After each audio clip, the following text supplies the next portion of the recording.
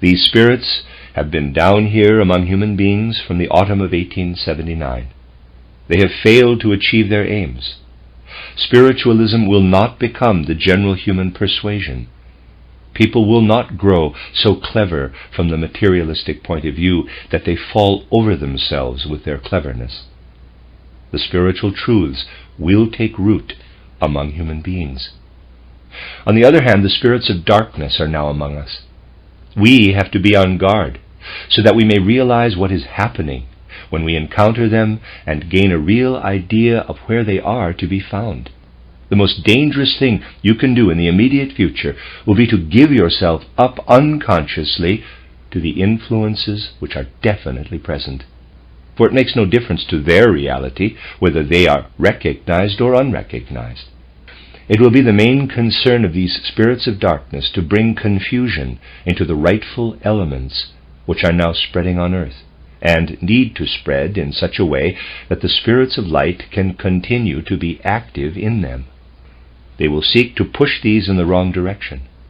I have already spoken of one such wrong direction, which is about as paradoxical as is possible. I have pointed out that while human bodies will develop in such a way that certain spiritualities can find room in them, the materialistic bent, which will spread more and more under the guidance of the spirits of darkness, will work against this and combat it by physical means.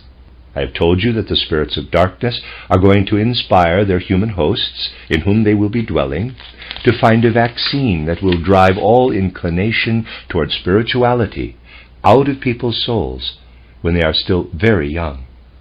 And this will happen in a roundabout way through the living body. Today, bodies are vaccinated against one thing and another. In future, children will be vaccinated with a substance which it will certainly be possible to produce, and this will make them immune so that they do not develop foolish inclinations connected with spiritual life. Foolish here, of course, in the eyes of materialists. The whole trend goes in a direction where a way will finally be found to vaccinate bodies so that these bodies will not allow the inclination toward spiritual ideas to develop. And all their lives, people will believe only in the physical world they perceive with the senses. Out of impulses which the medical profession gained from presumption, from the consumption they themselves suffered, people are now vaccinated against consumption, and in the same way they will be vaccinated against any inclination toward spirituality.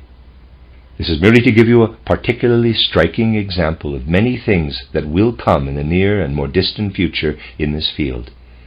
The aim being to bring confusion into the impulses which want to stream down to earth after the victory of the spirits of light. The first step must be to throw people's views into confusion, turning their concepts and ideas inside out. This is a serious thing and must be watched with care, for it is part of some highly important elements which will be the background to events now in preparation. Anyone who is able to see more deeply into these matters knows them to be preparations. It would be good if many people could realize the extent to which they are under illusions, for it was the ideal of the spirits of darkness before 1879, and has been even more so since they walk among us in the human realms since 1879, to spin a web of illusion over human beings and into human brains, and let illusions stream through human hearts.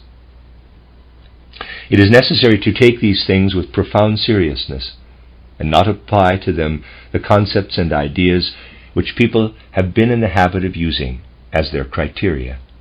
It will be necessary to realize that the present time demonstrates the inadequacy and indeed the utter uselessness of the ideas humanity has come to accept, and that in terms of world history, it is indecent for people to base their judgment on the very ideas which have led to present events, when those events clearly show them to have been wrong.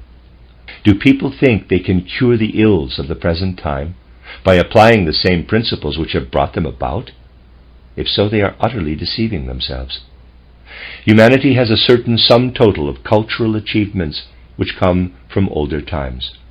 These are now being used up. Every day brings evidence of their being used up, without anything new taking their place. The events in which we are caught up today indicate where humanity stands now. What matters now is not merely to understand them, but to find a way out of them. Yet, while there is so little will to penetrate the deeper, real impulses which have led to the present age, practical minds will not be able to understand these matters. It is wrong to think that no one has sufficient insight into the current situation. People simply do not want to listen to them.